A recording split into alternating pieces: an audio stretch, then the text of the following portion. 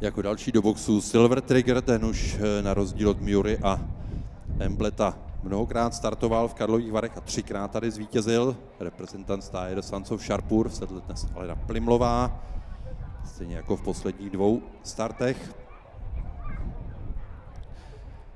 Dále číslo 5 Kevok s Tatianou Mášovou v boxech. Tatiana tady minulý dostihový den zaznamenala double, vyhrála 2 dostihy s Fortem a Dancerem of Denali.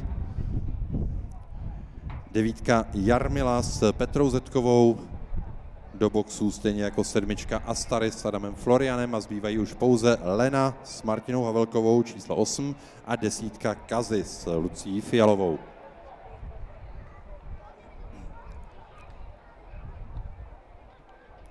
Koně v boxech.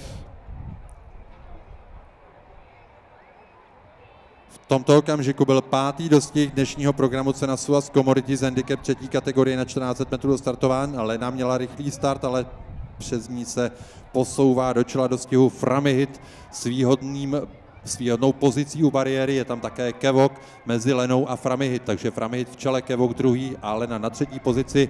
To je pořadí vpředu dostihu, dále následuje těsně 4. Emblet, za ním 5. Miura, dále na 6. pozici Astaris a v zadní části pole s Astaris jsou ještě Silver Trigger, pole uzavírající Jarmila a vnějškem zadní části pole také Kazy. Aktéři 800 metrů před cílem za okamžik se dostanou do poloviny dostihu na 700 a budou točit do cílové roviny. Stále za vedení Framihit, která vede o délku až 2 před Lenou. Na 3. pozici je tam pak Kevok, na 4.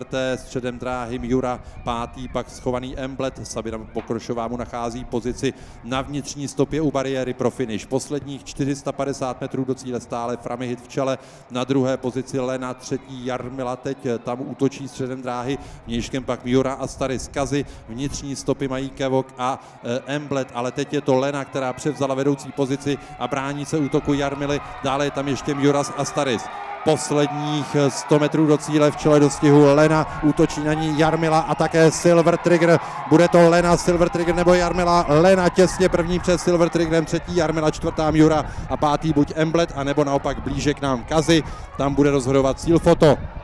Viděli jsme dnešní 5. dostih, cenu Suaz Commodities, který zatím neoficiálně proměnila ve vítězství klid na číslo 8 Lena.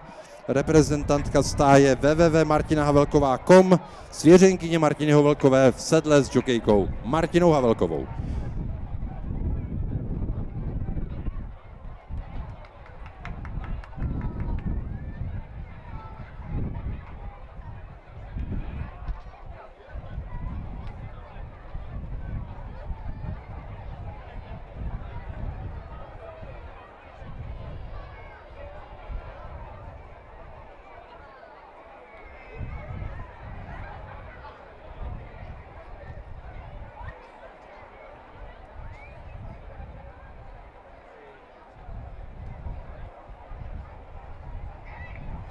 Neoficiální pořadí na prvních 5 místech v cíli 5. dostihu. První místo číslo 8 Lena, 2. místo číslo 4 Silver Trigger, 3. místo číslo 9 Jarmila, 4. místo číslo 6 Miura a 5. místo číslo 10 Kazy.